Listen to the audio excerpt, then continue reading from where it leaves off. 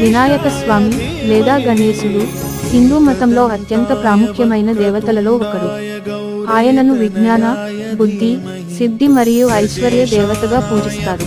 ఆయనను సాధారణంగా ఏదైనా శుభకార్యం ప్రారంభించే ముందు పూజిస్తారు, అందుకే విఘ్నేశ్వరుడు అనే పేరు పొందారు. జననం మరియు పుట్టుక కథ.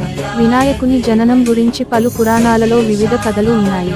ముఖ్యంగా శివ పురాణం, స్కంద పురాణం, బ్రహ్మవైవర్త పురాణం మొదలైన గ్రంథాల్లో వివిధ కథనాలు ఉన్నాయి.